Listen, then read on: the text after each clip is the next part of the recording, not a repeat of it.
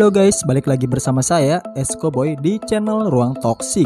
Di video kali ini, seperti yang sudah kalian tunggu-tunggu, saya akan melanjutkan season kedua dari series Narcos Meksiko episode ke-1 dan ke-2.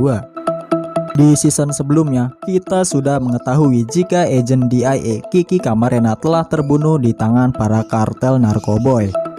Meskipun tak pernah bertemu dengannya, di sini Walt Breslin bersiap untuk melakukan balas dendam atas kematian dari Kiki Camarena karena dia juga bagian dari DIA.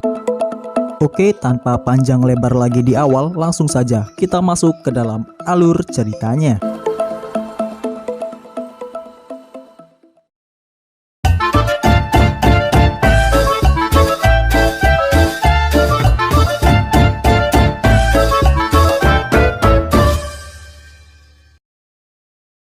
Episode dibuka dengan memperlihatkan seorang dokter yang bernama Delgado diculik oleh pasukan dari Walt Breslin saat ingin masuk ke dalam mobilnya. Sang dokter memberitahu mereka jika dia mengenal orang-orang kuat sehingga memperingatkan mereka agar tidak berurusan dengannya. Tetapi memang itulah tujuan dari mereka dan film pun baru saja dimulai. Dokter memberitahu mereka bahwa orang-orang yang telah membunuh agennya sudah berada di dalam penjara dan dia hanya datang untuk merawatnya. Tetapi dia tidak bisa berbohong kepada mereka sebab Breslin memiliki kaset rekaman di mana sang dokter telah menyuntikkan adrenalin ke jantung Kiki agar bisa menjawab semua pertanyaan. Di sini Breslin menginginkan satu nama seseorang yang berada di rekaman itu. We know what you did. We know what you are. We've been on you for weeks, Doc. Give me a name on the back of your skull over that wall over there. So I'm not gonna ask you this twice. Dime su nombre. Otra persona en la cinta. Lalu kemudian Breslin mengunjungi atasannya, meminta izin untuk melakukan penangkapan Kapten Sergio Verdin, seorang mantan DFS yang sudah diberitahu oleh sang dokter. Dia mengizinkan misi tersebut dengan catatan tidak ada yang mengetahuinya, karena di Meksiko kasus ini telah ditutup. Scene berpindah ke lembah Cauca, Kolombia. Isabella yang telah ditendang dari organisasi Felix mencoba untuk mencari rekan baru di Kolombia. Dia menghampiri Orlando Henao di lab miliknya untuk membicarakan sebuah bisnis. Isabella berniat untuk mengirim pasukan kokain milik Henao melalui plaza yang akan dia dapatkan dan Henao menyetujui hal itu. Sekarang tugas Isabella hanya mencari rekan yang mau membantunya. Pada saat yang sama, Felix merayakan ulang tahunnya dengan membuat sebuah pesta yang sangat besar. Tetapi dia sama sekali tidak menikmatinya dan memilih untuk menyendiri. Tak lama kemudian, Azul tiba menemuinya. Dia mengatakan jika Zuno dan para gubernur lainnya telah tiba. Pada akhirnya, Felix memutuskan untuk keluar menyambut mereka semua yang sudah hadir di pesta ulang tahunnya. Lalu, Felix menghampiri Amado yang terlihat sedang menyendiri. Dia menanyakan kenapa Acosta tidak hadir di pestanya tersebut. Amado mengatakan jika ada masalah kecil yang harus diselesaikan oleh Acosta. Selain itu, Amado menginginkan agar dia tidak terlibat di dalam Plaza Juarez. Dia hanya ingin kembali mengurus transportasi, pesawat dan yang lainnya. Felix bersikeras bahwa Amado harus tetap melakukannya karena Felix membutuhkan seseorang yang dapat diandalkan dan dipercaya. Saat mereka berdua sedang berbincang, tiba-tiba acara diambil alih oleh geng Chapo yang sudah mempersiapkan hadiah untuk dirinya.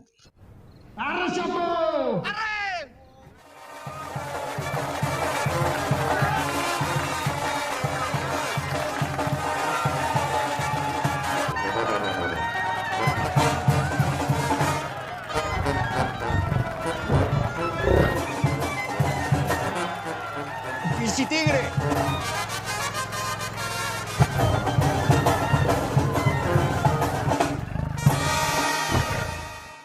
Feliz cumpleaños, Miguel Ángel. Toda jungla necesita un rey. Y aquí tenemos al nuestro. Los amigos de Sinaloa. Te saludan. Ya, Está re bonito el animal, Lanza todo. ¡Feliz cumpleaños! Danila, istri Felix yang baru, tidak suka dengan hadiah tersebut dan mengatakan jika harimau adalah hewan langka di negaranya. Tetapi Felix yang sangat sibuk hanya mengatakan jika dia akan mengurusnya nanti. Di pesta itu, Benjamin ingin berbicara dengan Felix secara pribadi. Benjamin mengatakan kepada Felix bahwa keluarganya dapat menangani lebih banyak kokain dari Sinaloa. Tetapi Felix mengatakan bahwa semuanya tetap berjalan sesuai rencana sebelumnya. Setelah berbincang dengan Benjamin, Felix mendapatkan kabar jika Pacho Herrera telah tiba di pestanya tersebut, lalu mengajaknya pergi untuk berbincang soal bisnis. Felix memberitahu Pacho bahwa dia ingin mengubah kesepakatan mereka karena keadaan telah berubah. Dia menjelaskan bahwa arus kas menahan banyak hal karena proses yang sangat lambat. Pacho menjelaskan bahwa pergerakan produk lebih cepat dibandingkan dengan pergerakan uang. Karena pergerakan yang lambat itu, organisasi Pacho di Kolombia sudah berhutang sebesar 200 juta dolar kepadanya.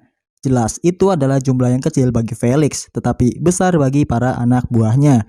Untuk saat ini, Felix membayar anak buah dan pemerintah dengan uangnya sendiri dan itu takkan bertahan lama. Pacho memberitahu Felix jika organisasinya mengalami masalah keuangan karena penyitaan naik sebesar 40%. Itu dikarenakan penangkapan dan pembunuhan agen DEA yang dilakukan oleh dirinya. Jadi untuk saat ini Pacho akan tetap membayar sesuai kesepakatan mereka sebelumnya. Dengan kondisi seperti ini, organisasinya hanya akan bertahan sampai 6 bulan ke depan. Tetapi itu waktu yang cukup bagi Felix untuk menaklukkan orang-orang Kolombia agar merekalah yang mau bekerja dengan dirinya. Di sisi lain, DEA yang sudah mendapatkan izin dari atasan untuk menangkap Verdin mulai merancang rencananya. Breslin dan Sal akan mengikuti mobil Verdin dari belakang. Saat di persimpangan, Danilo datang untuk memisahkan dua mobil itu. Saat Verdin terus melaju ke jalan sepi, mereka semua akan mulai menangkapnya. Dengan begini, maka tidak akan ada orang yang mengetahuinya. Coming your way. Everyone in position. Copy that.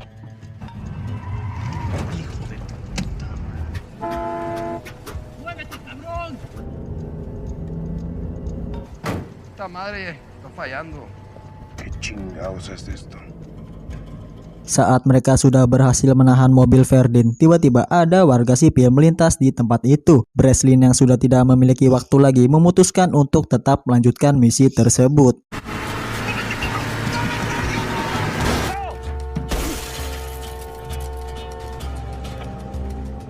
Para allá, cambio. Sal, you good?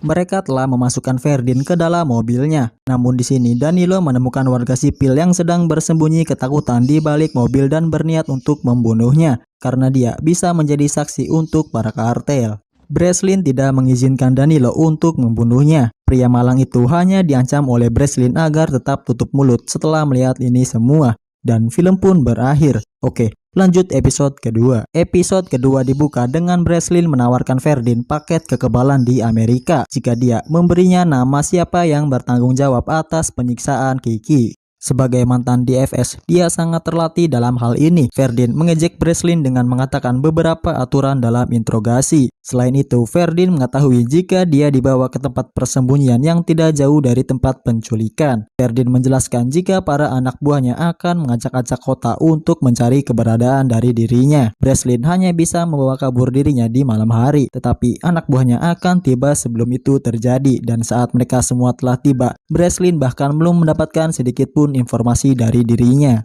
Ketakutan yang ada di wajah Breslin menandakan jika dia tidak memiliki tekad yang besar untuk melakukan semua ini, dan film pun baru saja dimulai.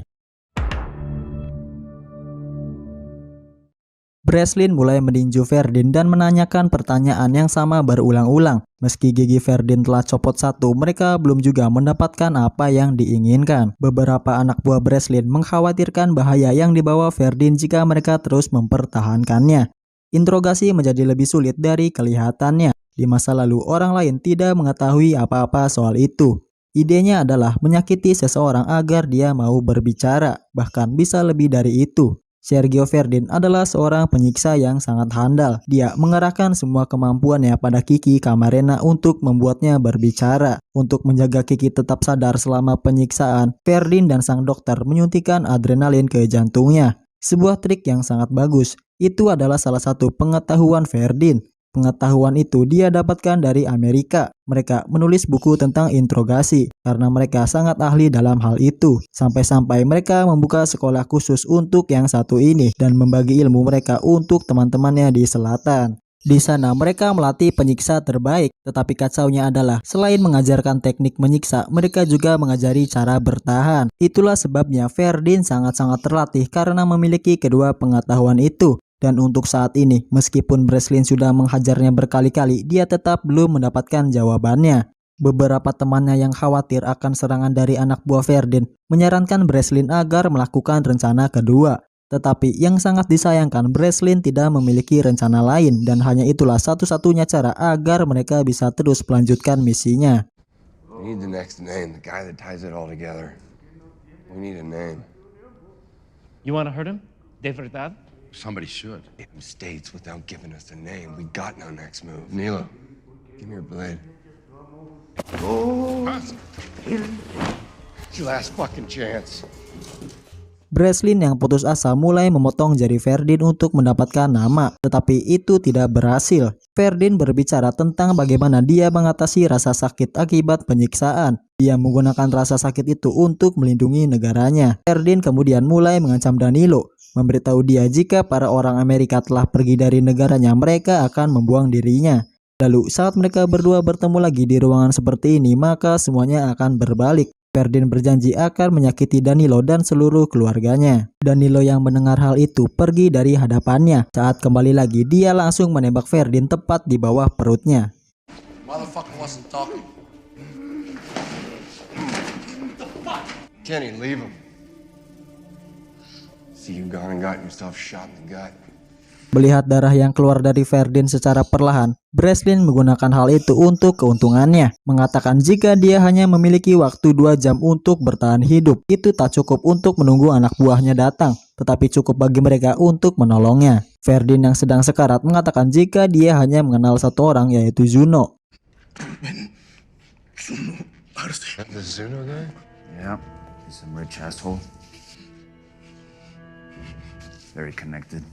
Related to people high up in the government. All right, man. All right, you hang in there. I'm gonna get you some help now.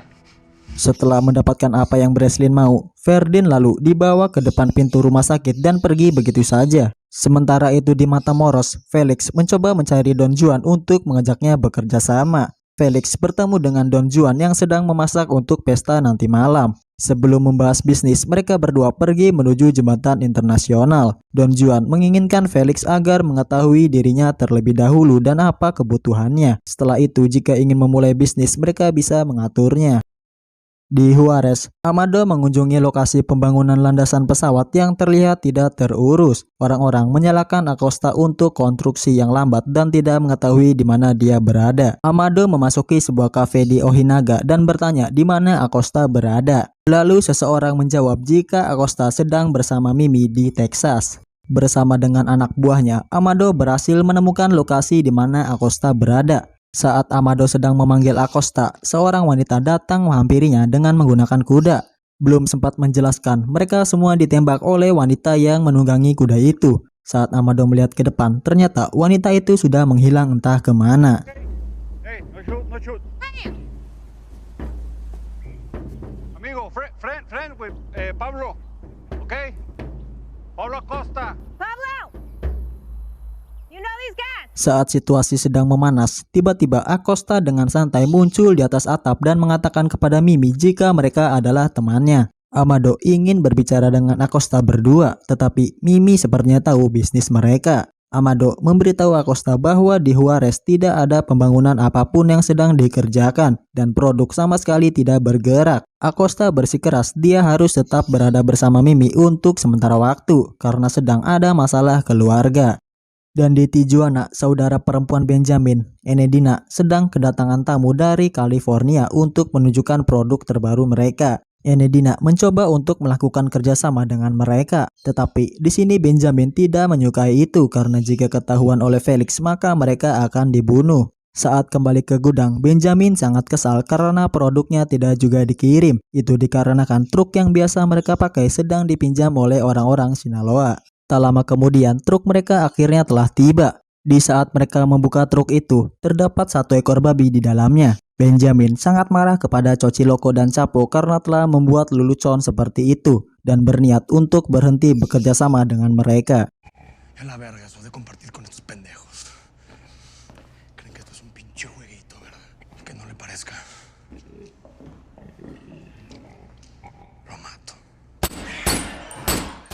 Pada malam hari, mereka semua merayakan pesta atas kebebasan dari saudaranya yang bernama Francisco. Tak lama kemudian, Isabella yang sudah mencapai kesepakatan dengan Colombia menghampiri Benjamin untuk mengajaknya bekerja sama. Tetapi Benjamin tidak mau melakukan itu dan menyuruhnya untuk pulang secara diam-diam tanpa diketahui siapapun. Di sisi lain, pesta itu juga dihadiri tamu tak diundang seperti Chapo dan yang lainnya. Melihat mereka semua, Ramon menghampirinya dan mengatakan jika klub itu adalah milik dirinya. Tetapi di sini, Xochitl mencoba untuk menenangkannya dengan cara meminta maaf jika sudah mengirim babi kepadanya. Salud, plebito. Tetapi tak lama kemudian mereka menghampiri meja keluarga Benjamin yang sedang berpesta dan membuat keributan di sana. Los lazos y la sangre que nos unen. Para brindar aquí con toda la familia Por Francisco Arellano Félix. Mamó más vergas que cualquier otro recluso en la historia del penal de California.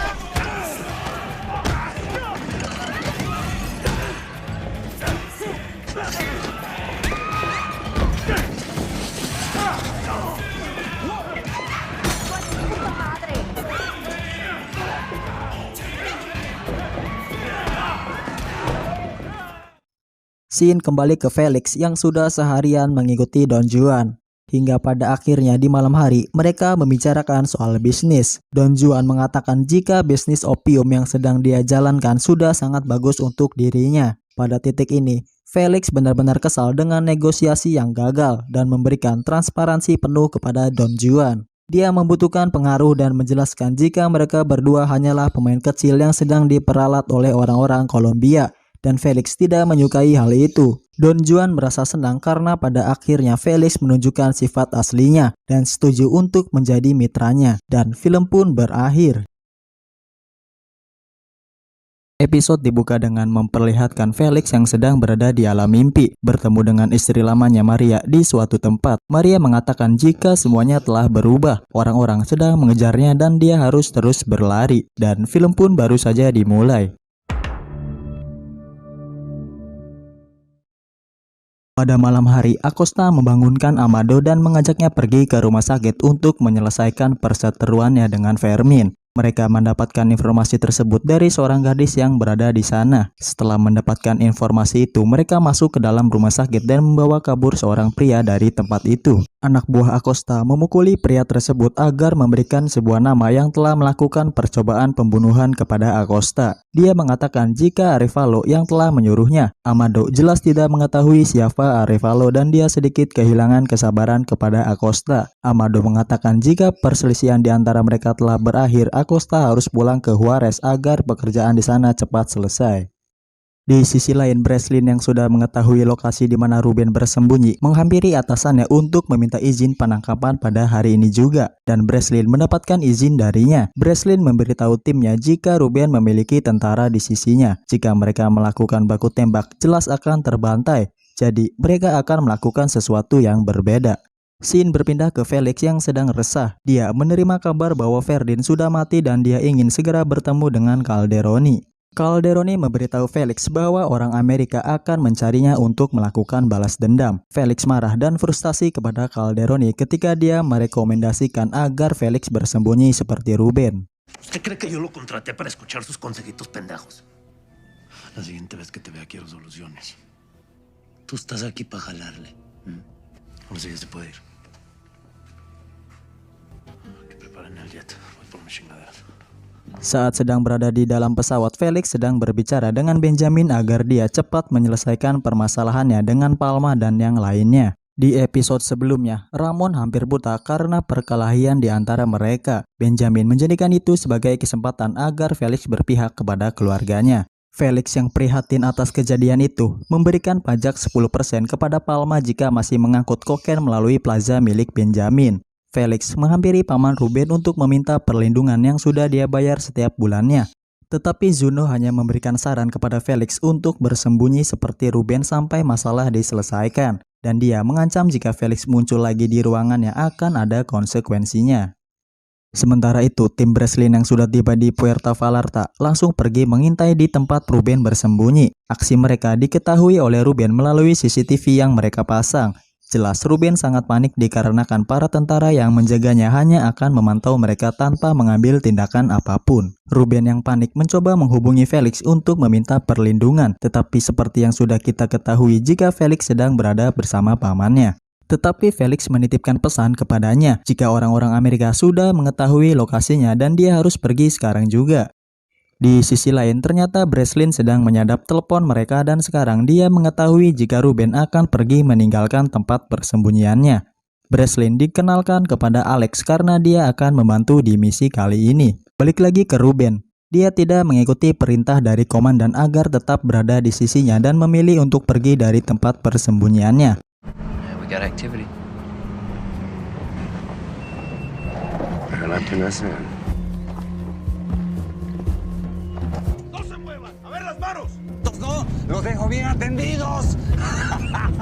Dia menaiki pesawat bersama para anak buahnya tanpa merasa curiga sedikit pun.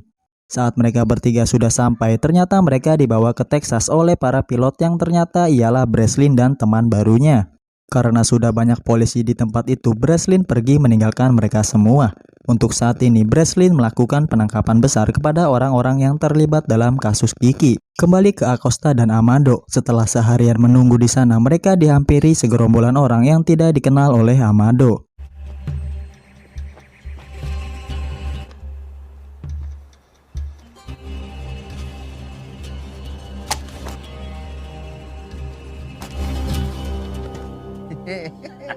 Agarraste dormido. Acosta mengatakan jika mereka adalah para anak buahnya. Mereka berniat melakukan penyerangan kepada Fermin pada hari ini. Lalu mereka pergi ke rumah Fermin untuk mencarinya. Acosta bertemu dengan seorang wanita yang bernama Antonia. Dia mengatakan jika Fermin tidak ada di rumah untuk saat ini. Mereka berdua berdebat tentang perseteruan keluarga. Acosta bertekad untuk menyelesaikannya, memberi Antonia pistol dan meminta dia untuk membunuhnya. Antonia menolak untuk melakukannya dan berkata hanya Acosta dan Fermin yang bisa mengakhiri masalah ini.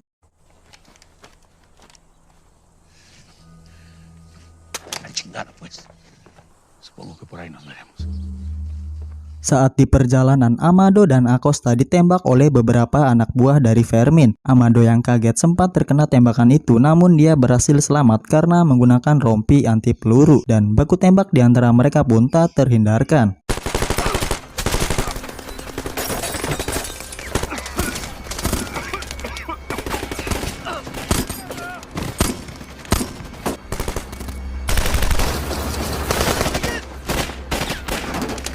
Nos movemos o valemos verga, cabrón.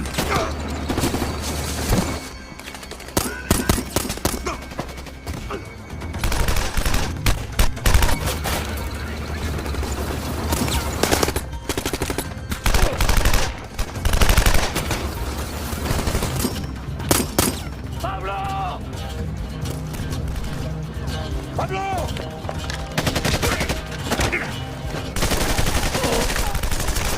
Amado dan Acosta berhasil selamat dari peperangan itu. Acosta mengatakan perseteruannya dengan Fermin adalah sesuatu yang dia mulai dan hanya dia yang harus mengakhirinya. Episode ketiga diakhiri dengan Felix yang sedang menelepon rumah Maria, menanyakan bagaimana keadaan dari anak-anaknya dan film pun berakhir. Oke, lanjut episode keempat. Sekarang kita akan mengetahui alasan kenapa Breslin sangat ingin memberantas para bandar narkoba di Meksiko. Adegan mundur kembali ke 2 tahun sebelumnya. Breslin yang sedang mengendarai mobilnya mendapat telepon dari Sal yang mengatakan jika ada masalah pada adiknya. Sesampainya di lokasi, Breslin melihat sang adik sudah tewas di dalam mobilnya. Adik Breslin adalah seorang pecandu narkoba dan dia tewas karena hal itu. Dan film pun baru saja dimulai. Di awal film, Felix sedang mengunjungi Neto di dalam penjara. Neto sendiri sudah mengetahui masalah yang menimpa Zuno dan Plaza yang dia pegang sekarang. Neto memprediksi jika kisah Felix akan segera berakhir. Dia merekomendasikan agar Felix menyerahkan diri kepada orang-orang Amerika. Al tío Sam y le dices, hey, me rindo. Esto no se acaba nunca, flaco. Si te quieren a ti, te chingaste. Terminas en una cárcel gringa porque si te agarran en México. Me dice que vas a acabar en una celda juntito a la mía. Unas puercas como Rafa te quieren destripar. Yo me voy a encargar de que se tarden todo el tiempo del mundo. Setelah obrolan singkatnya dengan Neto, Felix menghubungi Don Juan untuk mengajaknya bertemu dengan para pemasok dari Kolombia. Selain itu, Don Juan bertanya kepada Felix apakah dia tahu tentang salah satu pesawat mata yang ditembak jatuh. Hal itu terindikasi terkait dengan CIA. Semua senjata itu akan dikirim ke Contra yang sedang berperang melawan komunis Sandinista. Peristiwa ini memunculkan pertanyaan di Washington tentang adanya kesepakatan senjata rahasia.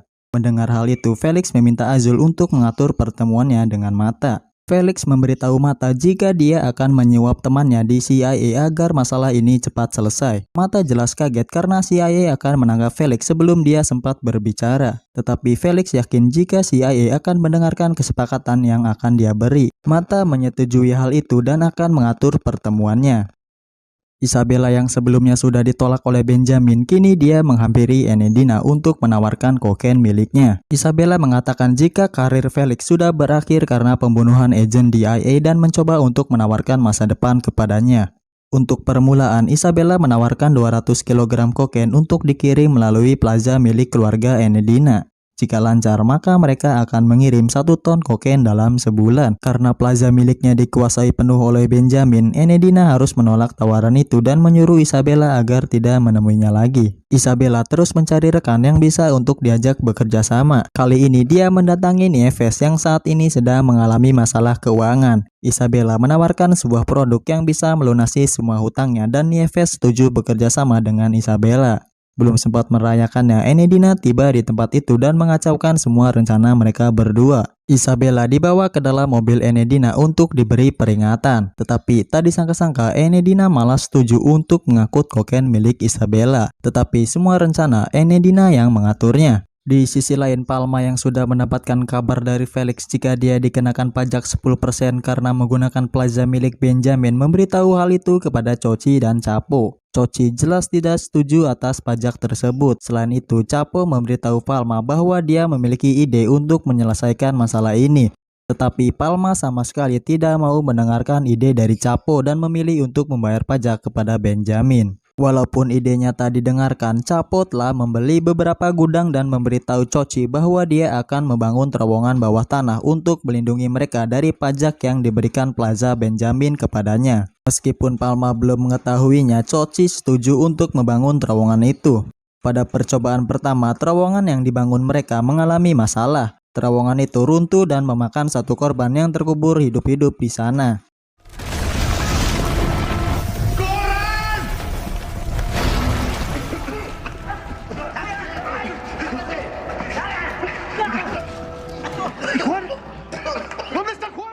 Chochi menjelaskan kepada Chapo jika ini adalah sebuah pertanda agar dia menghentikan proyek yang satu ini. Tetapi Chapo yang pantang menyerah mengatakan barang siapa yang tekun maka akan berjaya. Dengan ini Chapo akan melanjutkan pekerjaannya. Palma tiba-tiba menghampiri mereka di bawah terowongan yang sedang dikerjakan. Chochi dengan santai memberitahu Palma jika terowongan ini bisa menghemat lebih banyak uang daripada mengangkutnya melalui pelabuhan.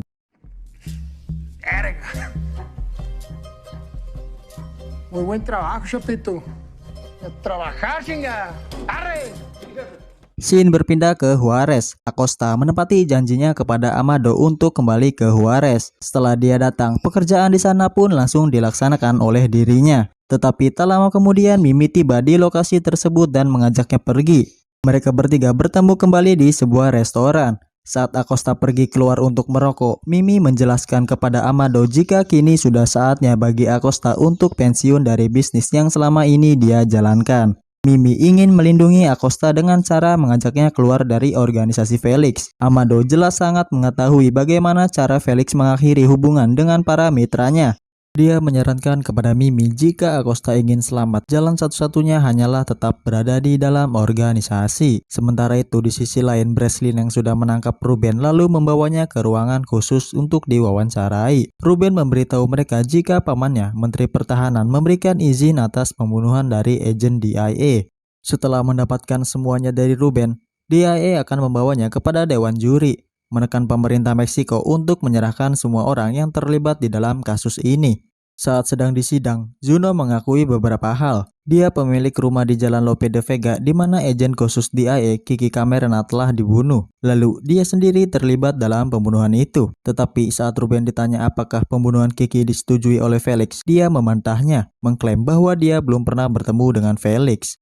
If you deny again, you can be charged with perjury in front of a grand jury, which is a felony. You understand, Mr. Zuno Arce? I have never met Felix Gallardo. Breslin yang kesal dengan hal itu pergi meninggalkan mereka semua yang berada di persidangan tersebut. Dalam pertemuan darurat, Ted Kay mengintervensi dan memberi selamat kepada Breslin. Dia mengklaim itu adalah kemenangan besar dan ingin mereka mengakhiri penyelidikan. Breslin makin dibuat kesal atas keputusan itu dan memberitahu Ted Kay jika dia tidak benar-benar peduli dengan timnya yang sudah mempertaruhkan nyawa agar bisa melihat sebuah perubahan.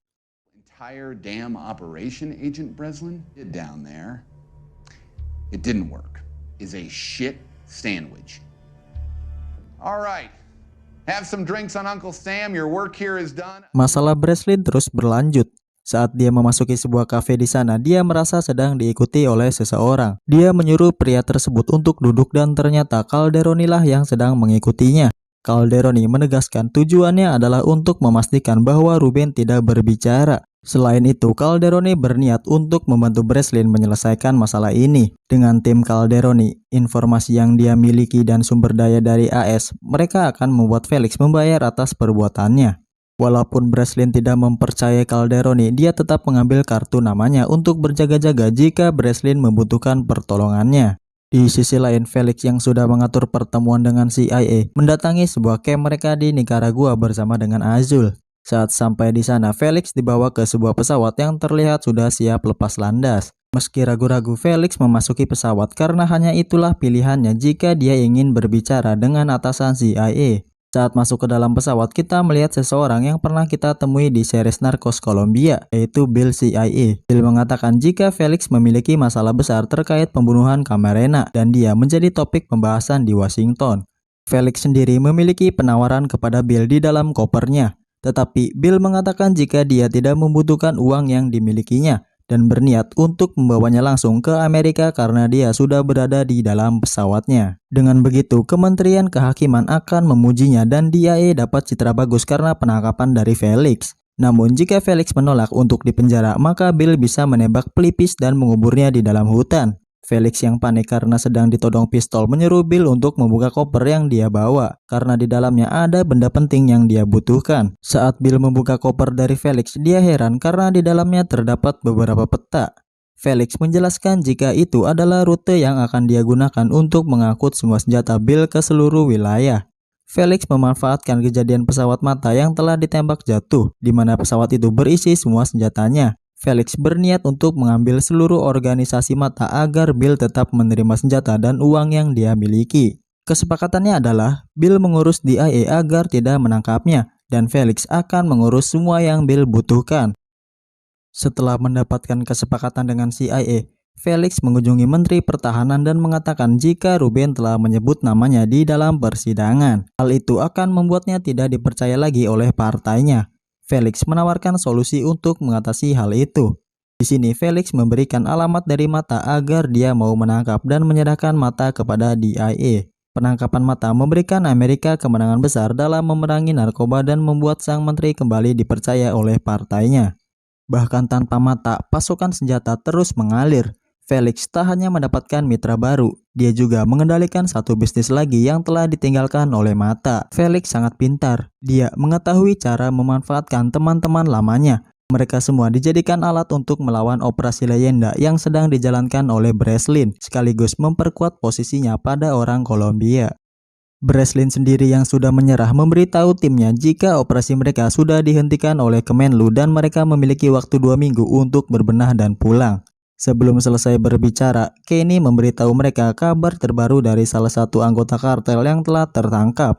Breslin berubah pikiran dan mengatakan jika misinya belum selesai, dan film pun berakhir.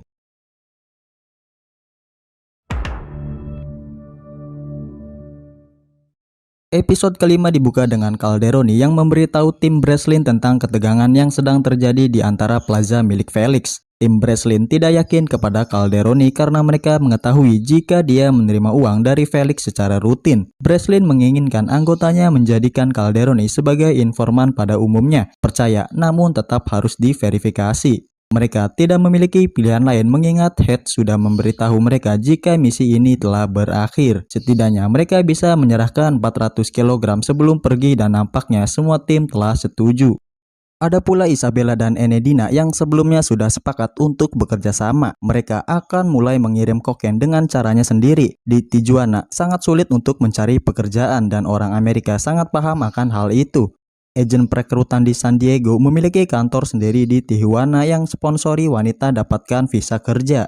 Mereka ditempatkan bekerja di seberang perbatasan. Upahnya standar Amerika untuk bersihkan kamar hotel, rumah, dan kantor-kantor di sana. Melintasi perbatasan setiap pagi untuk mendapatkan pekerjaan. Dan perusahaan mengambil keuntungan dari hal itu. Membuat jasa penjemputan dan mengantar mereka pulang setelah pekerjaan sepanjang hari. Selain itu, perusahaan mengambil 84% dari pendapatan mereka. Jika dihitung, mereka hanya mendapatkan $20 dalam sehari dan tidak ada yang bisa mengeluh. Tetapi perusahaan tersebut telah dibeli oleh Enedina pekan lalu. Jadi, mulai besok para wanita bisa mendapatkan upah penuh sebesar $500 dalam sehari, namun harus mengangkut kokain yang dimilikinya. Masing-masing dari mereka akan mengangkut kokain sebanyak 227 gram. Dalam sehari ada 35.000 orang yang menyeberangi jembatan tersebut. Enedina berniat memperkerjakan 700 orang di antara mereka. Itu berarti ada 158,8 kg dalam sehari melewati perbatasan. Mereka berdua berhasil melakukan pekerjaan itu tanpa diketahui oleh siapapun. Dengan hasil yang sangat bagus, Isabella memberitahu Enedina jika ini saat yang tepat untuk memperkenalkan Enedina kepada mitranya di Kolombia. Selain itu, mereka akan meminta lebih banyak lagi kokain untuk dirinya. Di sisi lain, Palma menyuruh Chochi dan Chapo untuk memindahkan muatan mereka di Tijuana menuju gudang baru yang sudah dibeli oleh Chapo. ¿Dijiste, verga? Dile a tu hermano que te enseñe cómo comer más puerco. ¿Te importan bien, muñecas? Aksinya itu diketahui oleh Breslin sehingga mereka mulai mengikuti kemana perginya truk tersebut. Truk itu berhenti di sebuah gudang yang hanya berjarak 16 km dari gudang milik Benjamin. Setelah sekian lama menunggu, truk itu akhirnya keluar dari gudang mereka. Tim Breslin yang sudah terbagi menjadi dua bagian mulai mengikuti truk tersebut. Saat Breslin ingin mengikutinya juga, dia melihat dua mobil datang ke gudang tersebut. Karena penasaran, akhirnya Breslin memutuskan untuk terus memantaunya. Sekarang dua mobil itu sudah pergi dari sana. Kini giliran Breslin untuk memeriksa isi di dalam gudang tersebut. Breslin sama sekali tidak menemukan hal yang aneh dari gudang tersebut. Namun di bawah tanah terdapat Chapo dan para anak buahnya yang masih mengerjakan proyek tersebut. Di sana Chapo terlihat sangat kepanasan karena tidak mendapatkan udara. Itu disebabkan karena ventilatornya sedang mengalami kerusakan. Tetapi tak lama kemudian kipas tersebut menyala dan sialnya Breslin mengetahui hal itu. Sekarang mereka berdua akan terus memantau sampai larut malam. Saat malam tiba, mereka berdua mulai memasuki gudang itu untuk memeriksanya. Sal memberitahu Breslin jika dia mendengar suara yang berasal dari bawah tanah. Saat Breslin ingin membukanya, ternyata ada seseorang yang keluar dari tempat itu untuk mengambil sebungkus rokok dan turun kembali.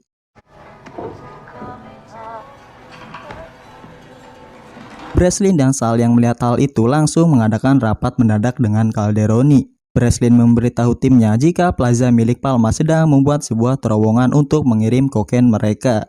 Tim Breslin setuju untuk menangkap mereka di San Isidro. Dengan 300 kg kokain, mereka akan mendapatkan medali atas prestasi tersebut. Tetapi Calderoni mengatakan jika menangkap dan memenjarakan mereka sekarang, maka semuanya selesai. Calderoni menyarankan mereka agar mengizinkan dia untuk memberitahu Benjamin jika Palma sedang membuat sebuah terowongan di wilayahnya. Dengan begitu, perseteruan di antara plaza akan memanas dan itulah berita buruk bagi Felix. Maksud dari Calderoni adalah jika ingin menghancurkan kekaisaran maka pecah belah para pengikutnya. Anggota Breslin yang tidak menyukai Calderoni mengatakan kepada Breslin jika dia sedang dipermainkan. Kenny bahkan memutuskan untuk keluar jika Breslin mengikuti saran dari Calderoni. Tetapi Breslin yang sudah bosan gagal mempersilahkan Kenny untuk melakukan apa yang dia mau. Dengan ini Breslin setuju untuk mengikuti saran dari Calderoni. Benjamin mendapatkan telepon dari seseorang yang mengatakan jika orang-orang Sinaloa sedang membangun terowongan di wilayahnya. Benjamin yang marah dengan hal itu memerintahkan Ramon untuk mengumpulkan para anak buahnya. Lalu Ramon pergi menuju gudang yang sudah diberitahukan dan mengacaukan semuanya.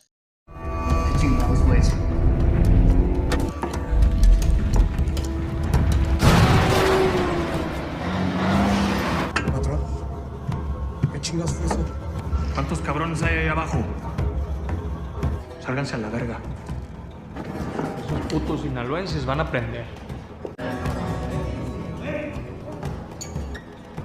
Mete bien esta chingadera. ¡Ya, arranca!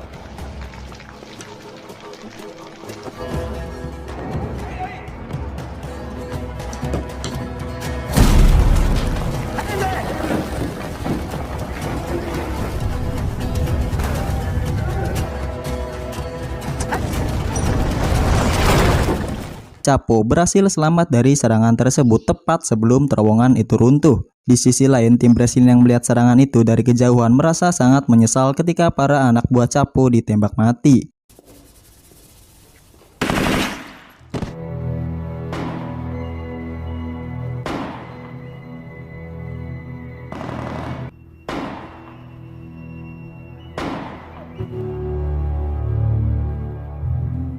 Scene berpindah ke Juarez. Felix mengunjungi pekerjaan yang sedang berlangsung di sana. Felix memberitahu Amado jika dia akan melakukan perjalanan menuju Panama untuk bertemu dengan orang-orang Kolombia.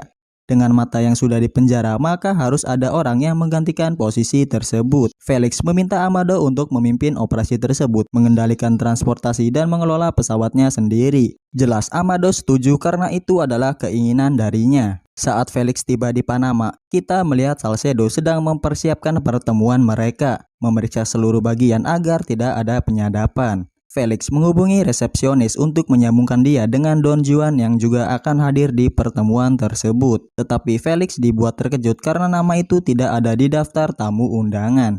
Saat mereka semua duduk, Amado berbisik kepada Felix jika mereka harus pergi dari ruangan ini. Pacho menjelaskan jika dia telah mencapai kesepakatan dengan teman satu negara Felix yang bernama Juan Nepomuceno Guerrera atau Don Juan. Felix jelas kaget karena dia dan Don Juan sebelumnya sudah membuat keputusan untuk menghancurkan kartel Kolombia. Namun yang terjadi, Felix malah dijebak oleh dirinya. Karena sudah merasa terpojok, Felix mengalihkan itu dengan meminta Pacho agar mengirim lebih banyak kokain untuk dirinya. Pacho setuju dengan hal itu. Dalam beberapa bulan ke depan, Pacho akan mengirim kurang lebih 70 ton kokain kepada Felix dan menjelaskan kembali jika barang itu sudah keluar dari Kolombia, setiap gram yang hilang maka itu adalah tanggung jawab bagi Felix. Di sisi lain, ini adalah awal pertemuan Amado dengan Pacho, di mana kita tahu jika di series Narcos Kolombia, Pacho dan Amado sudah sangat akrab. Dan Pacho memberitahu jika Amado adalah pemimpin di Juarez.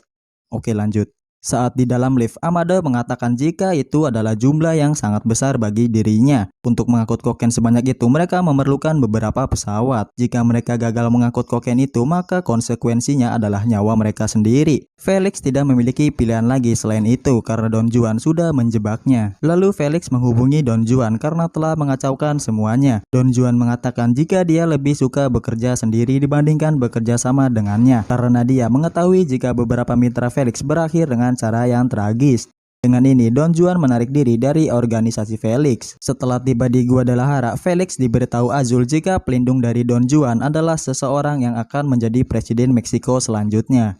Saat berada di dalam mobil menuju apartemen, Felix dan anak buahnya diserang oleh sekelompok orang yang tidak diketahui.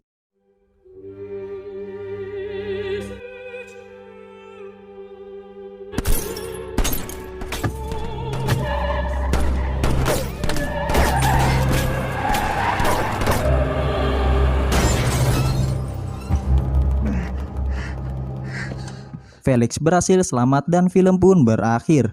Oke, lanjut episode ke-6. Episode ke-6 dibuka dengan memperlihatkan dua orang bocah yang sedang bermain.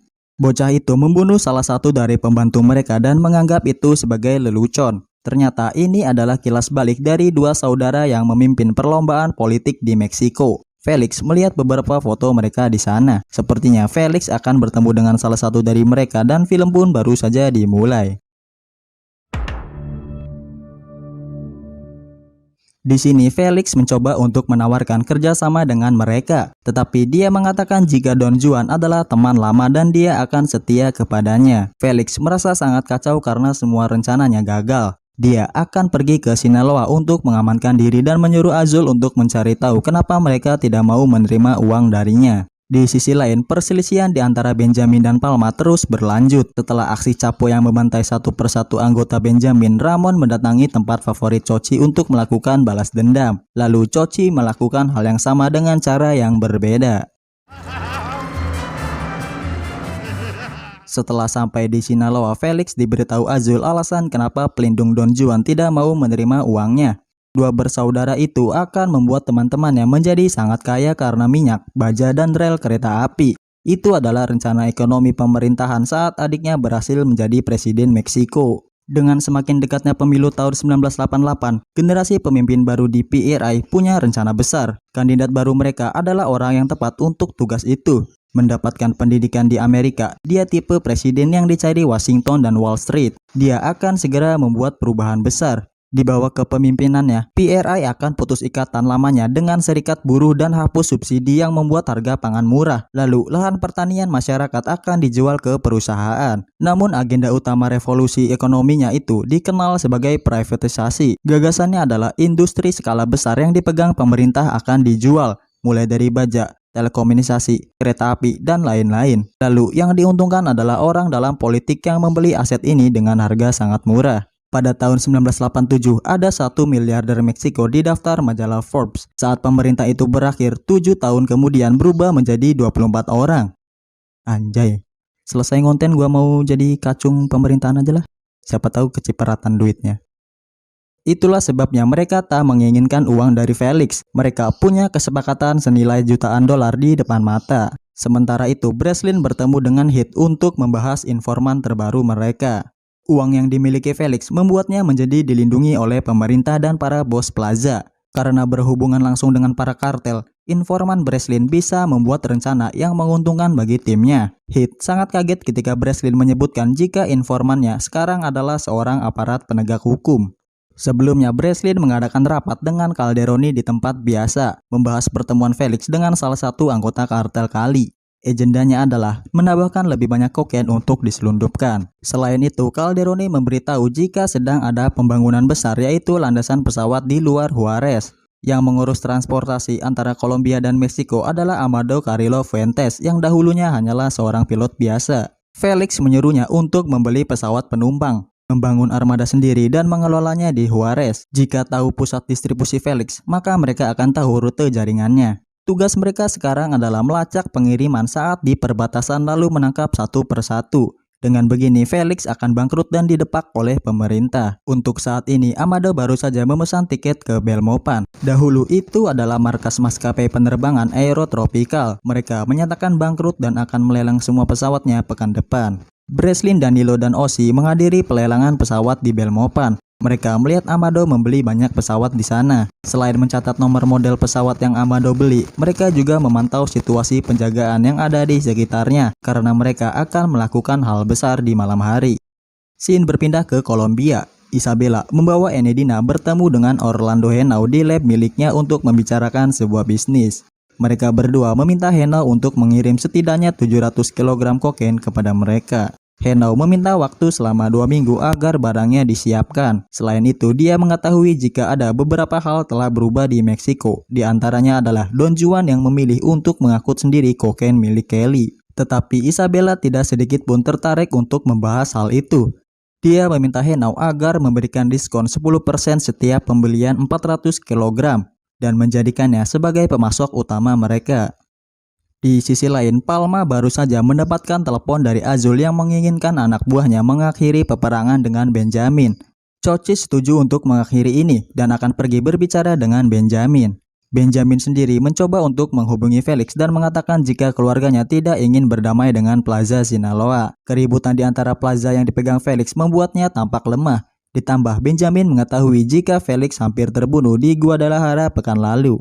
Felix bersama dengan Clavel mengunjungi tempat Palma berada. Di saat Felix masuk ke dalam, Clavel yang bertugas menjaga keamanan melihat istri Palma mengunjungi tempat itu untuk memberikan sebuah makan kepada suaminya. Mereka sempat berbincang-bincang dan nampaknya Clavel tertarik kepada istri Palma. Sementara itu di dalam, Palma menyadari jika masalahnya dengan Benjamin membuat keresahan di antara para plaza. Tetapi dia sudah mengirim Chochi untuk menyelesaikan permasalahan ini. Felix jelas sudah tahu jika Chochi sedang dikirim dan mengatakan jika Chochi tidak akan pernah kembali lagi ke hadapannya. Palma memohon kepada Felix agar tidak membunuhnya karena Chochi bagian dari plaza yang selama ini mereka bangun. Felix menganggap jika Palma tidak bisa mengendalikan plaza dan para anak buahnya. Saat Palma memohon agar Felix menghentikan ini, di jalan Chochi dihampiri oleh Ramon dan anak buahnya.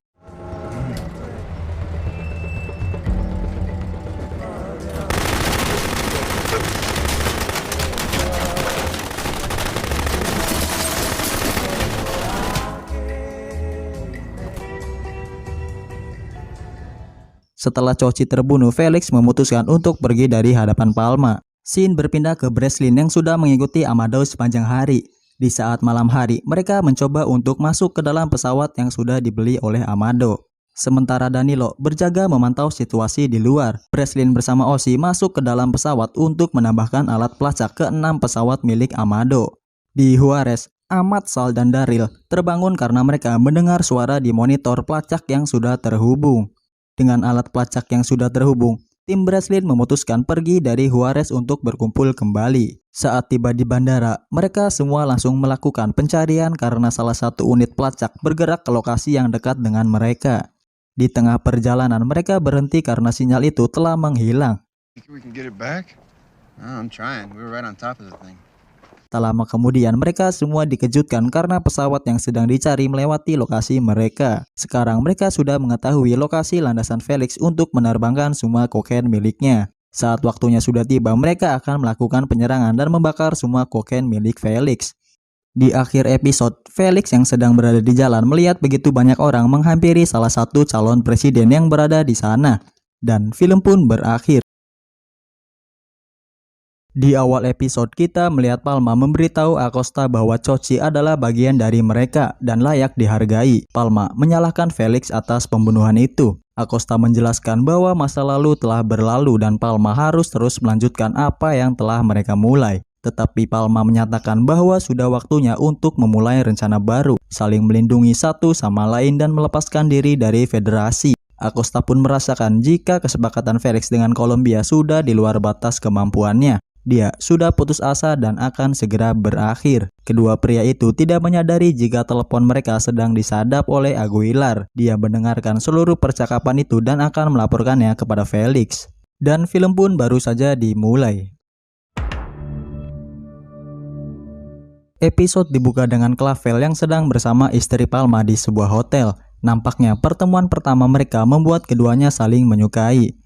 Beralih ke Felix, dia bertemu Zuno dan diberitahu jika Cardenas memenangkan pemilihan, dia akan dikirim ke penjara pada hari yang sama. Lalu mereka berdua mengunjungi pusat pemilihan nasional untuk mencari celah agar Cardenas tidak memenangkan pemilihan.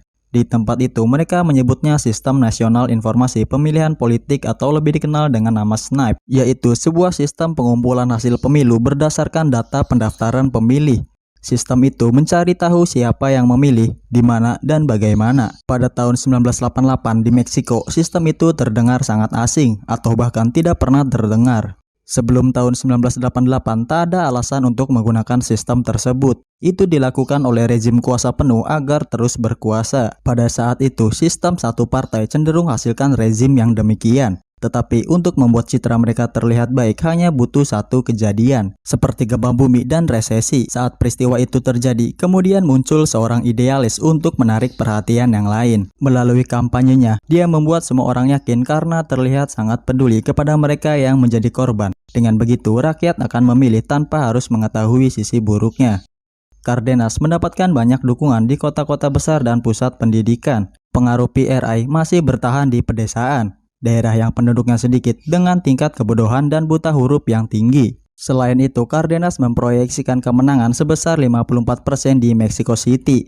Itu menjadi masalah besar karena distrik-distrik pertama yang melaporkan hasil pemilu ada di Mexico City.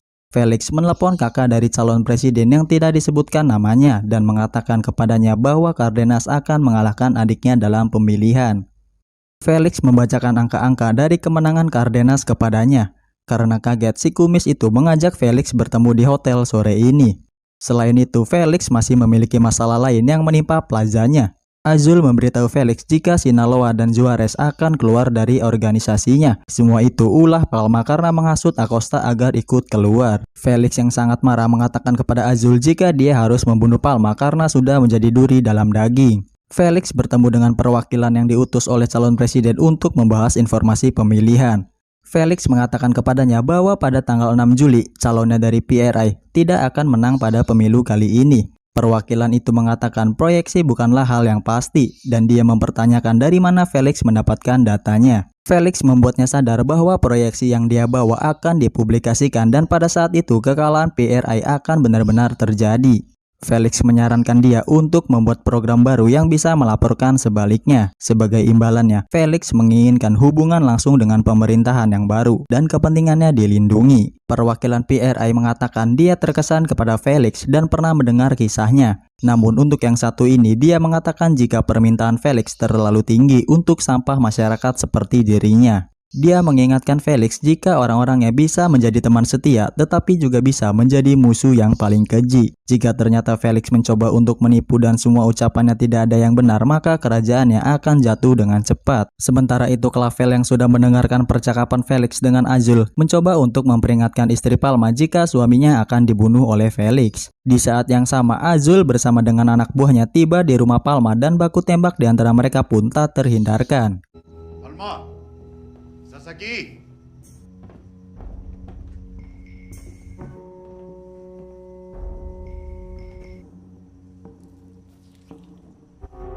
¡Muchachos!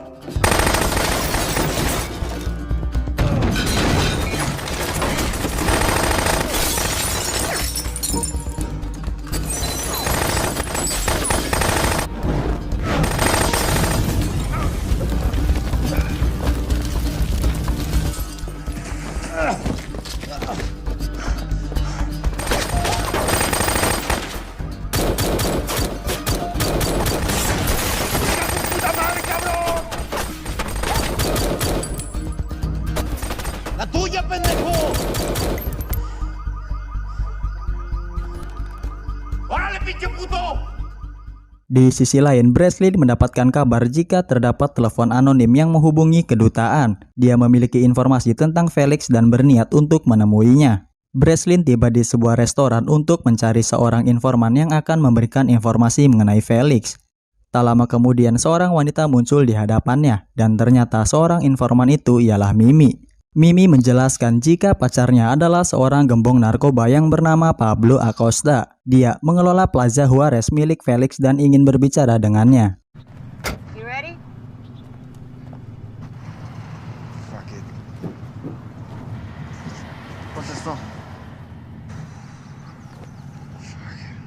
Saat tiba di rumah Acosta, Breslin disuruh untuk bergabung dengan Acosta di atas atap. Acosta mengatakan kepada Breslin jika orang Kolombia, kokain dan para politikus yang brengsek sudah tidak cocok lagi untuknya. Dia ingin mengakhiri itu semua dan bertanya mengapa Breslin ingin sekali menjatuhkan Felix. Breslin mengatakan jika 3 tahun yang lalu saat hendak pulang ke rumah, adiknya tewas karena ditembak oleh geng yang tidak diketahui dan terdapat 3,5 gram kokain di kursi sampingnya.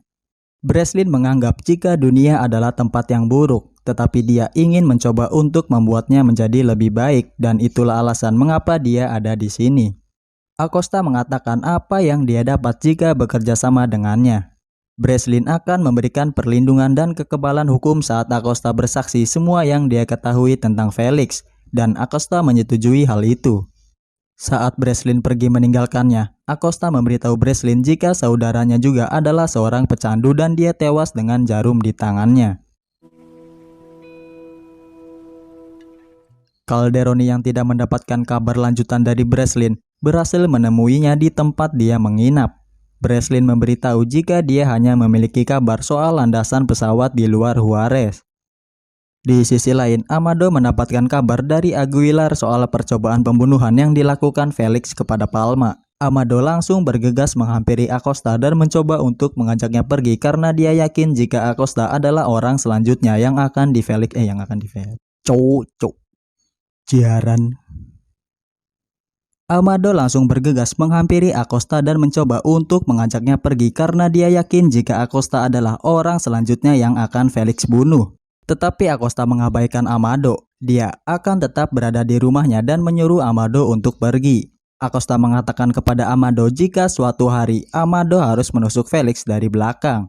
Amado akan mengetahui alasannya saat waktunya telah tiba. Puerta.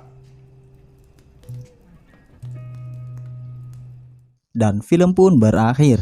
Oke, lanjut episode ke-8.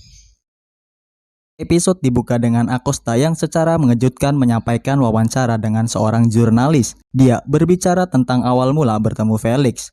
Awalnya semua berjalan dengan normal, tetapi kekacauan itu tiba di saat Felix telah mencapai kesepakatan dengan Kolombia. Acosta mengklaim bahwa Felix dan teman-teman Meksikonya telah putus asa dan film pun baru saja dimulai. Azul memberitahu Felix jika Clavel telah memberitahu istri Palma jika suaminya akan dibunuh pada saat itu. Felix juga sudah membaca artikel terbaru dari Acosta. Itu membuat plazanya menjadi kacau dan Azul diperintahkan untuk cepat menemukan Acosta sebelum semuanya terbongkar. Felix kemudian menuju ke kantor PRI pada waktunya untuk pemilihan dan bertemu dengan perwakilan dari kandidat yang terpilih. Mereka menghasilkan versi palsu dari hasil pemilu yang diproyeksikan bernama anti-snipe.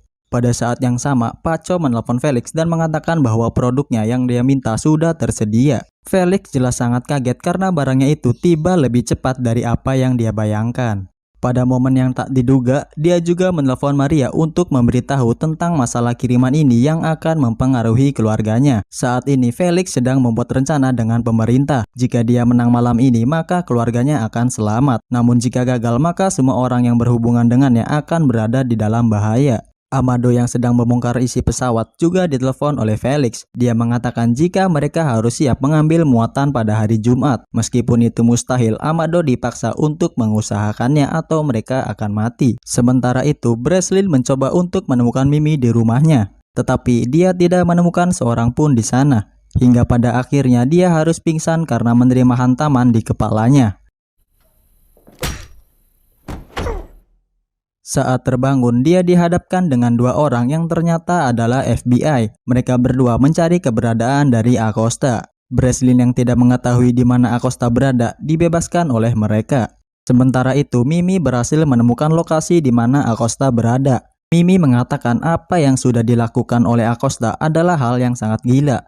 Sekarang, semua orang sedang mengejarnya. Acosta memberitahu Mimi jika dia harus meninggalkannya sampai semua masalah selesai. Tetapi Mimi tidak ingin Acosta meninggalkannya dan memilih untuk tetap di sisinya.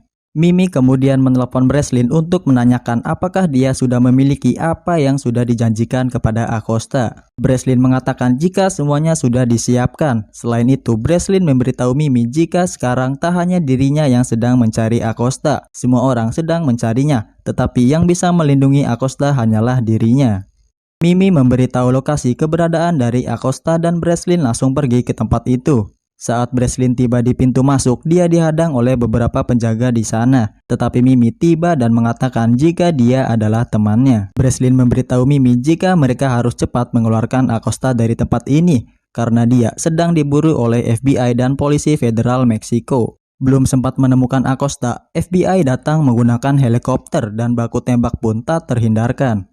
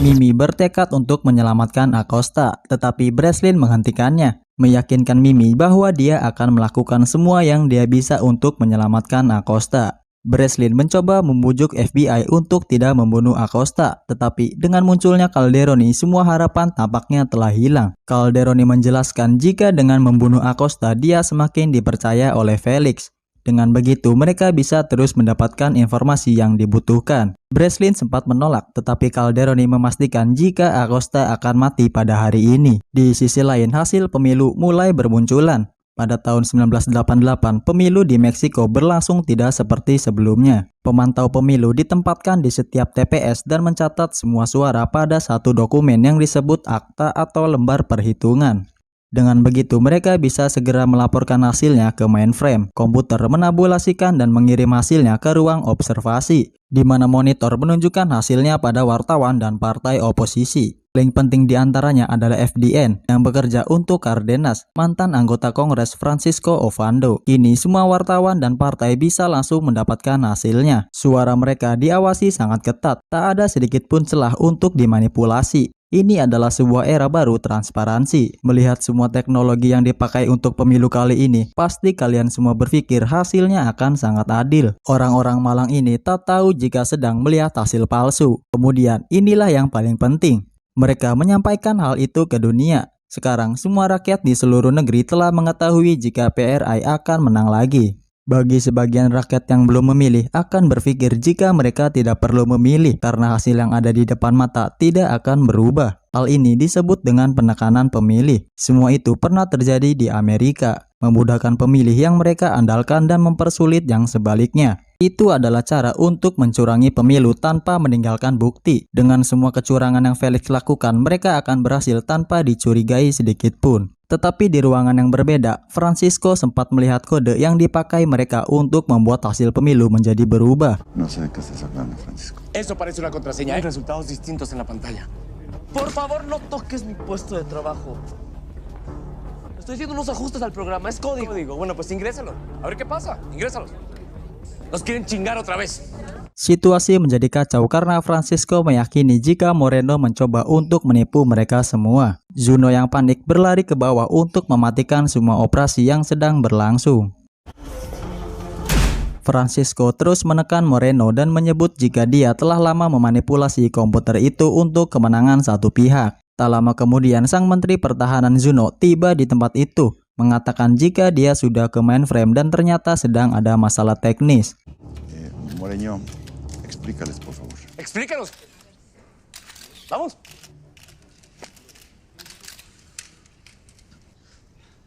No soportaron el sistema.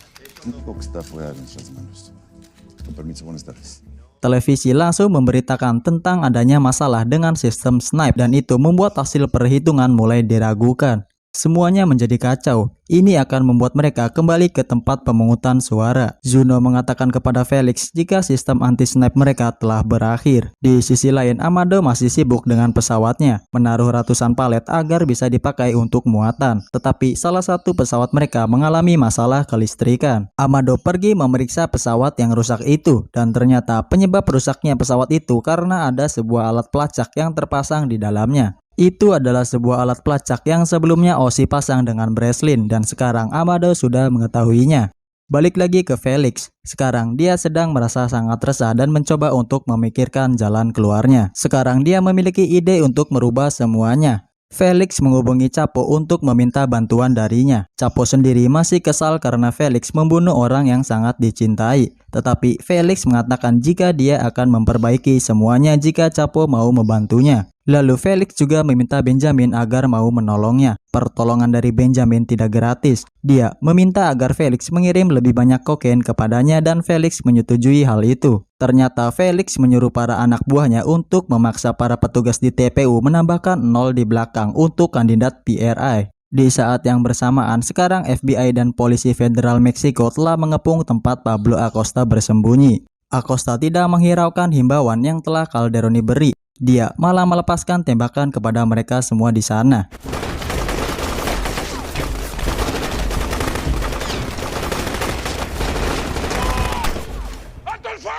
Saat situasi sedang memanas, Breslin maju ke garis depan dan memasuki tempat persembunyian dari Acosta.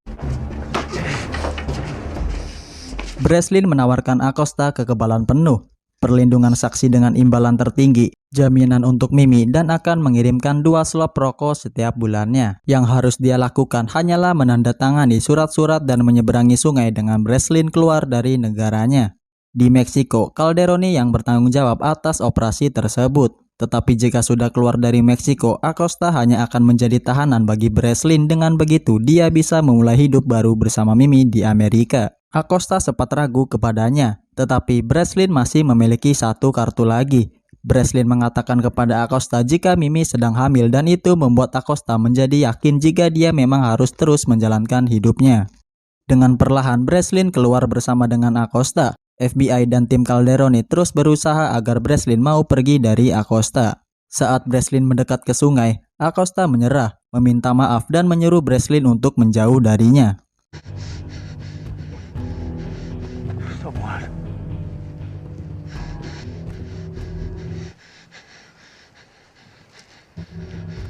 What are you doing? Daddy, I'm sorry. Get down. No!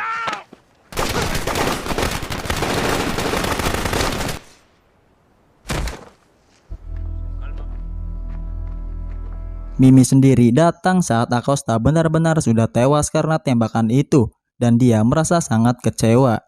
Dengan kematian dari Acosta, Breslin menuduh Calderoni hanya melindungi teman-temannya di Mexico City. Aguilar menghubungi Amado untuk memberitahu jika Acosta sudah tewas pada malam ini. Tak satu pun kata keluar dari mulut Amado, yang terlihat hanya wajah sedih atas kematian dari temannya.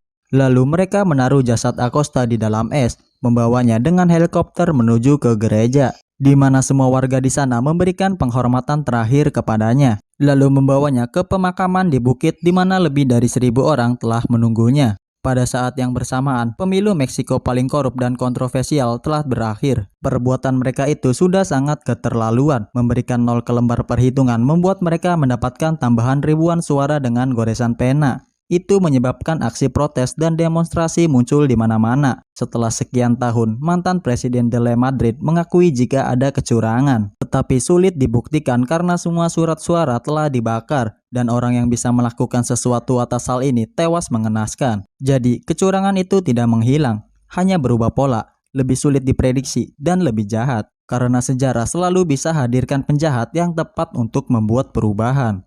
Episode berakhir dengan Maria mengunjungi Felix di sebuah restoran dan meminum kopi bersama. Mereka nampaknya memiliki pemahaman yang sama sekarang. Ada pula Breslin yang terlihat sangat lelah melihat pelacak pesawat yang tidak memiliki kemajuan, dan film pun berakhir. Episode ke-9 dibuka dengan memperlihatkan Felix yang baru saja pulang dari tugas hariannya sebagai polisi, kembali ke rumah untuk berkumpul dengan keluarga kecilnya dan memeriksa tanaman ganja yang dia tanam bersama Rafa. Ya, ini adalah awal-awal kisah Felix memulai kerajaan kecilnya, hingga pada saat ini dia sudah menjadi bandar narkoba paling sukses di Meksiko, dan film pun baru saja dimulai. Felix menghabiskan waktu bersama Maria dan mengatakan bahwa dia merindukan kota asal mereka. Maria bertanya apakah Felix bisa hadir ke sekolah putrinya pada hari Selasa nanti. Felix setuju untuk datang, tetapi sebagai imbalannya Maria harus datang ke pesta pasca pemilihan bersamanya. Felix menjelaskan kepada Maria jika hidupnya masih dalam bahaya karena Don Juan. Selain itu, Felix meminta maaf kepada Maria agar memberikan kesempatan lagi untuknya. Sekarang mereka berdua tahu jika hidupnya tergantung pada kiriman besar ini. Jika gagal maka semuanya selesai, dan jika berhasil maka Felix akan berada di puncak kejayaan. Bisnis narkoba sama seperti bisnis lainnya karena masih mencakup pasokan dan permintaan. Pasokan dimulai dari Kolombia, lalu permintaan datang dari Amerika dan perantaranya adalah Meksiko. Seperti bisnis lain, penyelundup juga menginginkan ekspansi volume, membawa pasokan sebanyak mungkin untuk memenuhi permintaan. Jika bisa membawa 1, kenapa tidak 10? Bisa 10, kenapa tidak 100? Jika mereka tak berekspansi, maka akan tersingkirkan. Pada tahun 1987, diperkirakan ada 140 ton yang diselundupkan ke Amerika Serikat, dan pada saat ini Felix mencoba untuk mengangkut setengahnya dalam semalam. 70 ton kokain adalah sebuah kiriman terbesar dalam sejarah narkotika. Jelas semua orang yang terlibat mengetahuinya. Benjamin sendiri diberitahu Enedina jika Felix akan mengirim muatan itu melalui Plaza Juarez.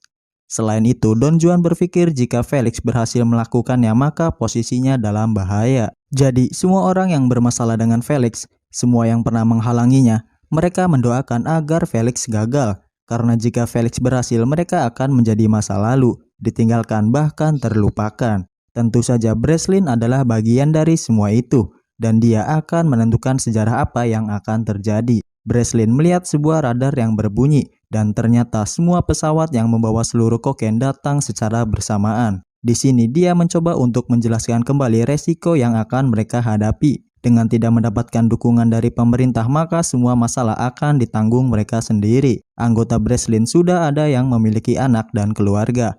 Bahkan gaji mereka untuk melakukan ini sangatlah kecil.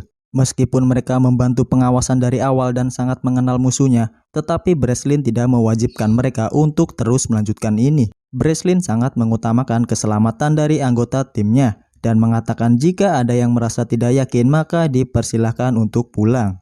Semua tim Breslin sangat solid dan siap mempertaruhkan nyawa mereka. Dengan ini mereka akan mulai menghancurkan operasi besar dari Felix. Sepintas Breslin sama seperti Felix, di mana Felix mempertaruhkan nyawa semua anggotanya pada kiriman kali ini. Walaupun Azul tidak menyukainya, dia tidak bisa berbuat apa-apa dan hanya mendengarkan Felix. Jika mereka berhasil kali ini, maka masa depan menjadi milik mereka. Di sisi lain, Navigante tiba di tempat Amado bersama dengan semua kokain yang Felix minta. Anak buah Amado mulai mengangkut kokain itu ke pesawat yang sudah dibeli oleh dirinya. Amado sendiri tidak ikut mengirim muatan tersebut. Dia lebih memilih untuk tetap tinggal dan menyuruh anak buahnya agar memasang kembali pelacak di pesawat mereka. Anak buahnya jelas merasa bingung mengapa Amado menyuruhnya untuk melakukan itu. Tetapi kita tidak mendapatkan penjelasan apapun dari Amado. Yang pasti dia sedang mempersiapkan hal besar sesaat lagi. Sementara itu Felix berdandan dengan setelan dasi hitam dan Maria tampil dengan pakaian lengkap untuk pesta pasca pemilihan. Saudara Presiden terpilih menyampaikan ucapan terima kasih kepada semua orang dan dilanjut dengan Presiden terpilih berpidato tentang masa depan yang cerah dan sejahtera. Sementara Felix dan Maria menikmati malam bersama orang-orang penting di Meksiko, tim Breslin yang sudah siap melakukan hal besar lainnya pergi menuju ke tempat Amado yang sedang membongkar muatan di pesawatnya.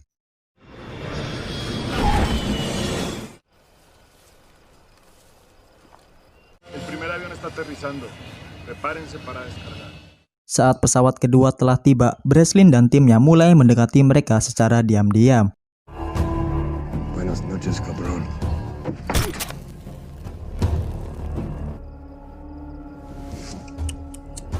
¿Cómo vamos ahí? ¿Qué pues, muchachos? Háblenme.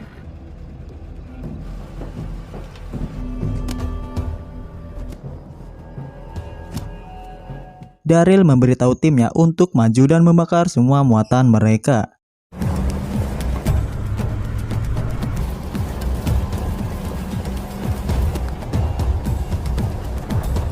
¿Qué chingados es esto? ¡No se muevan o los mato! Aquí.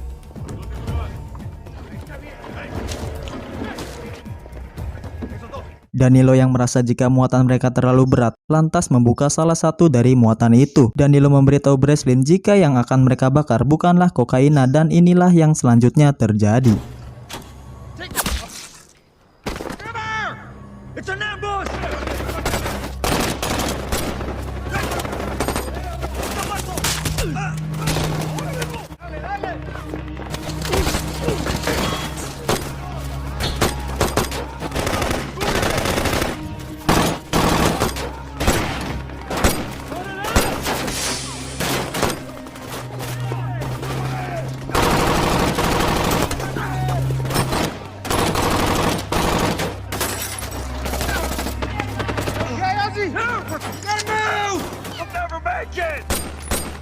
Fucking go where?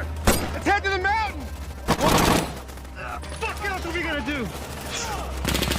Tim Breslin yang sudah terkepung merasa jika mereka tidak akan bisa selamat. Ozzy memberitahu Breslin jika dia akan mengorbankan nyawanya agar mereka semua bisa melarikan diri. I can help you make it out. Get I'm in the truck. Please. Whoa! What the fuck are you doing?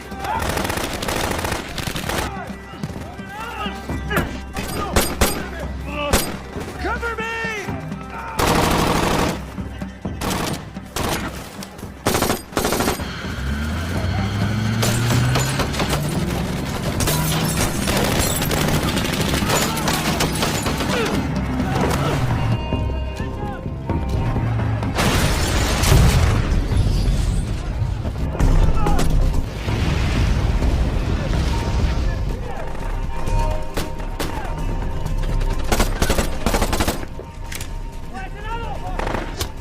Melihat Ahmad yang terkena tembakan, Sal mencoba keluar lagi untuk menyelamatkannya. Tetapi Breslin mengatakan jika itu adalah tanggung jawabnya dan menyuruh Sal untuk pergi ke markas mereka. Calderoni tiba-tiba muncul di hadapan Ahmad yang sedang sekarat.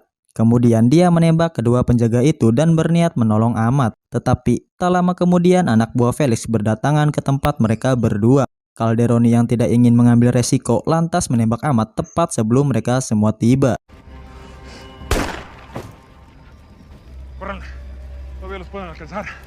Calderoni memanggil Breslin yang sedang berada di semak-semak. Calderoni mengatakan kepada Breslin jika yang seharusnya mati malam ini adalah dirinya, bukan para anak buahnya. Calderoni membiarkan Breslin pergi dari tempat itu dan meminta agar tidak muncul lagi di hadapannya.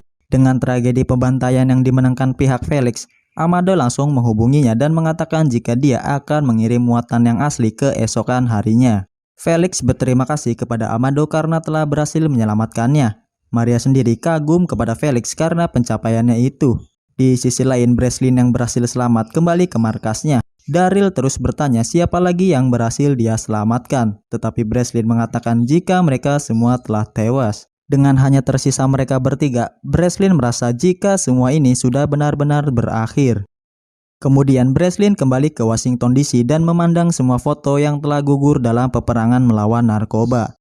Breslin memberitahu atasannya bahwa dia sudah berusaha sekuat tenaga menjaga timnya tanpa ada bantuan sama sekali. Atasannya itu memberitahu jika ringkasan proyek Leyenda telah dikirim ke Gedung Putih dan akan berakhir di sana. Tetapi pertempuran yang terjadi kepada Breslin baru-baru ini belum dimasukkan dalam laporan dan dia tetap akan dipindahkan.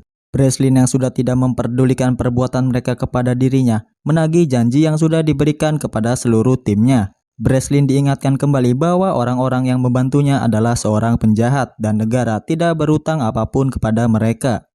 Di akhir episode kita kembali ke Meksiko. Felix melihat semua produknya siap dikirim. Dia memerintahkan Azul untuk membagi muatan itu ke setiap plaza yang tersedia dan memastikan jika orang-orang Kolombia tahu bagaimana cara pembagiannya. Pada kali ini, sisi egois Felix telah menghilang. Dia akan membagi rata semua plaza yang dia pimpin. Lalu Felix berterima kasih kepada Amado. Jika bukan karena dia, maka Felix tidak bisa melakukannya. Dan Felix mengatakan jika dia melakukan semua ini agar teman-temannya bahagia. Dan film pun berakhir. Oke guys, dengan hanya tersisa satu episode lagi, Felix masih memiliki satu masalah, yaitu mengirimkan produk dan memastikan kartelnya sendiri tidak berbalik melawannya. Oke, lanjut episode ke-10. Episode ke-10 dibuka dengan Felix yang mengatakan kepada Maria jika semuanya telah normal kembali. Sementara itu, di sebuah gudang tempat penyimpanan kokain di LA, para penjaga sedang asik menonton pertandingan sepak bola tanpa merasa cemas sedikit pun. Salah satu penjaga keluar dari gudang itu untuk membeli bir di sebuah minimarket yang terdekat dengan gudang mereka. Tak lama kemudian dia melihat begitu banyak mobil DEA menyergap gudang tempat dia berjaga. Karena panik, dia mencoba untuk melarikan diri dan film pun baru saja dimulai. Di California, Breslin diberitahu beberapa rekan barunya jika ada penggerebekan besar di LA. Mereka semua menyaksikan berita itu melalui televisi.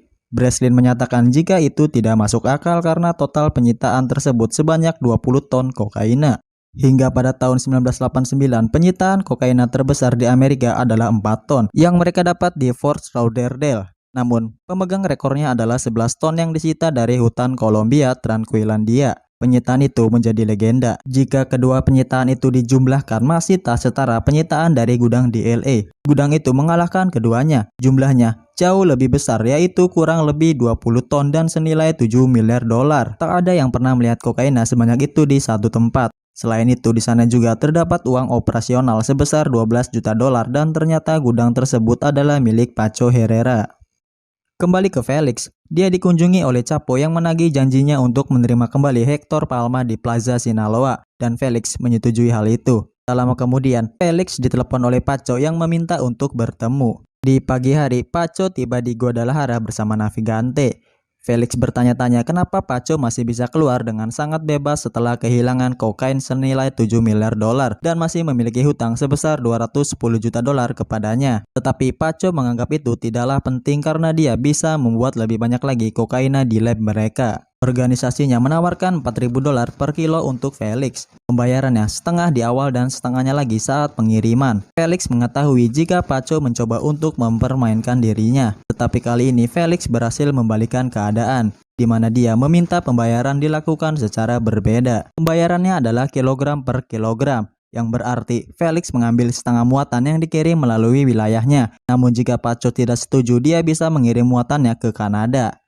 Pónselo en un vasito para llevar. Ya se va el señor. Aprovecho, mi ángel. Felix memberitahu Azul jika kartel Kali akan membayar mereka dengan produknya.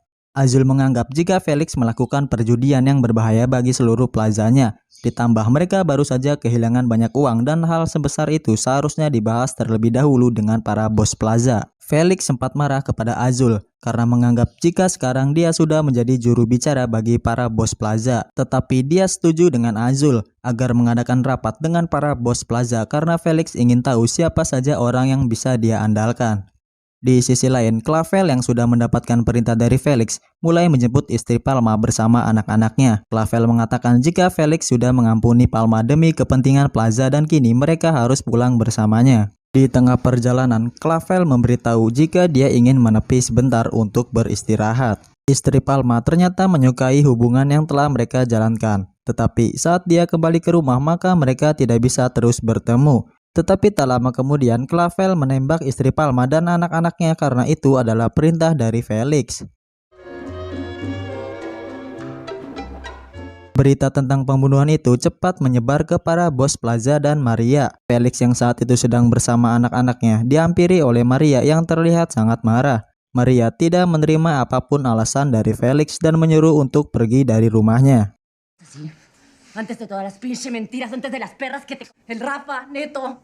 Antes de traicionar a tus amigos. Quiero que te vayas de aquí, lárgate de esta casa. Toma tu pinche auto y te... Ándate, ándate de esta casa, sal de aquí. ¡Ándate! ¡Que te vas!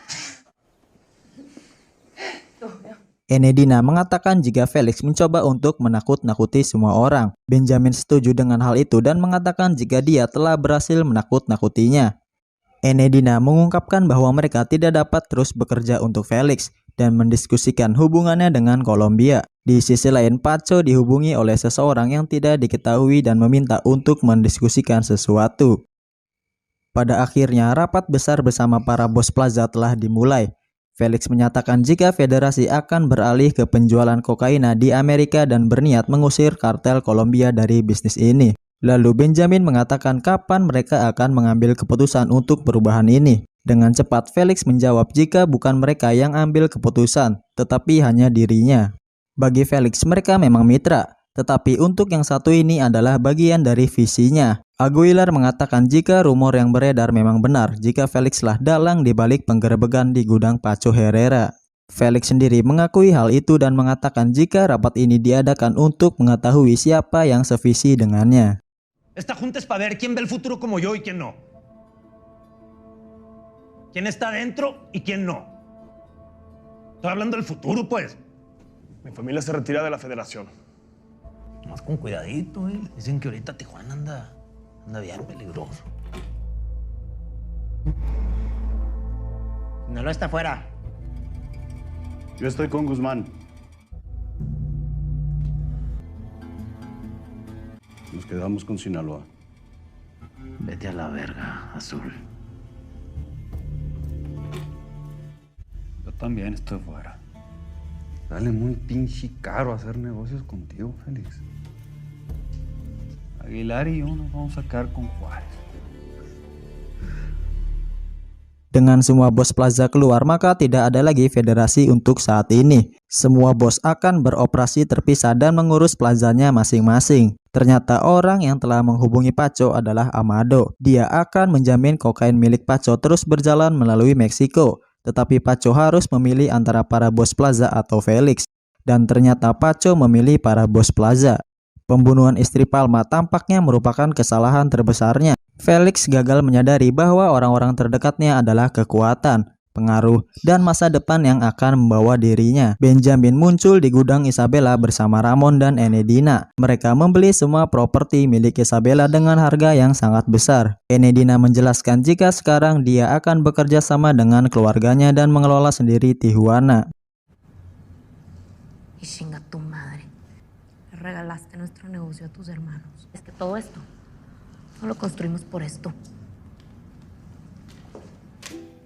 Di sisi lain, Felix yang terlihat sudah sangat tidak bersemangat menjalani hidup, duduk sendiri, menyeruput segelas whisky dan mengisap dalam-dalam rokoknya.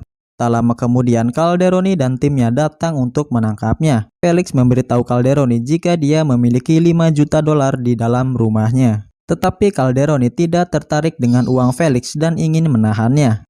Cierra la pinche boca y ponte bien.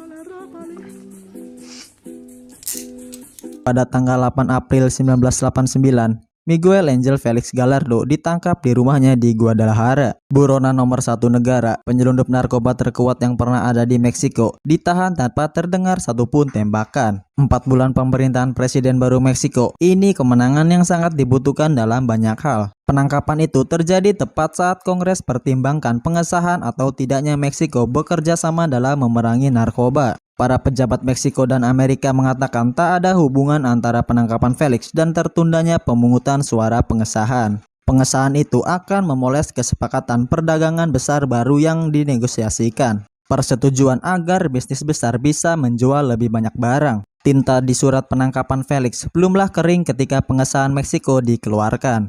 Dan begitulah, rintangan terakhir kesepakatan dagang untuk mengakhiri semua kesepakatan dagang telah dihilangkan.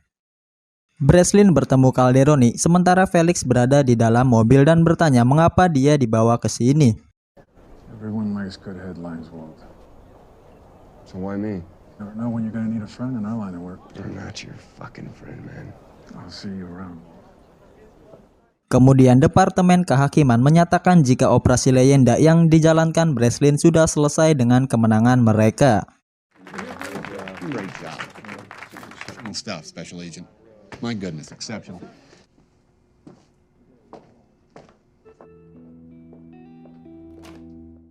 Sekarang Isabella bekerja sendiri untuk mengangkut kokainnya. Tak lama kemudian polisi tiba di tempat itu dan menahannya. ¿Algún problema, capitán? ¿Ya le pagué su cuota hasta el próximo mes?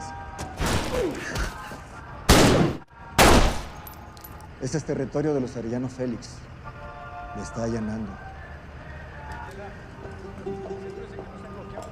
Lalu ada Clavel yang sekarang beralih profesi. Dia dihampiri oleh Palma dan anak buahnya untuk membalas dendam atas kematian dari istri dan anak-anaknya.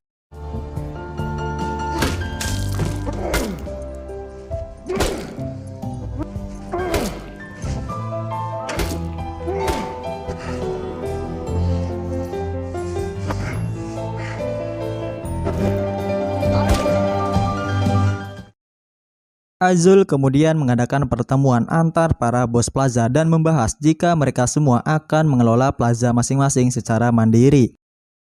Di akhir episode, Breslin berusaha keras agar bisa bertemu dengan Felix. Dia meminta Jaime untuk mempertemukan dia dengannya. Pada akhirnya, kedua pria itu saling bertatap muka. Breslin menunjukkan foto Kiki Camarena dan Felix menjawab jika dia telah tewas karena disiksa sangat kejam. Breslin mengatakan jika Felix telah dikorbankan untuk sebuah kesepakatan dagang, tetapi kenapa dia masih menahan informasi yang dia miliki. Felix menjelaskan kepada Breslin jika mereka akan menjadi kartel mandiri dan beroperasi secara terpisah. Pada awalnya mereka akan berjalan tanpa masalah, hingga pada akhirnya menginginkan rute terbaik, produk terbaik, akses ke politikus papan atas di pemerintahan, dan pada saat itulah permasalahan dimulai. Tijuana akan menjadi lebih kuat. Namun begitu mereka konsolidasi kekuatan, maka perang akan pecah dengan Sinaloa. Sinaloa sendiri memiliki tentara di sisinya, tetapi mereka membutuhkan perbatasan. Sedangkan Tijuana memiliki apa yang Sinaloa butuhkan. Tetapi jika mereka bersatu, maka tidak ada yang bisa menghentikannya. Namun jika tidak, mereka akan memulai perang. Sementara kedua plaza itu berseteru, teluk yang dipegang Don Juan hanya akan menonton dan menjadi semakin kuat di saat kedua plaza itu melemah. Kunci dari semua itu adalah Juarez. Setelah kesepakatan dagang dilakukan, Juarez akan menjadi semakin kuat untuk melawan siapapun. Jika langkah mereka benar, maka Amado Carrillo Fuentes akan menjadi pedagang narkoba terkuat di Meksiko. Terkecuali jika ada yang mempunyai nyali besar untuk menembak kepalanya, dan film pun berakhir. Oke guys, jadi itu adalah video recap dari series Narcos Meksiko season 2 episode ke-9 dan ke-10.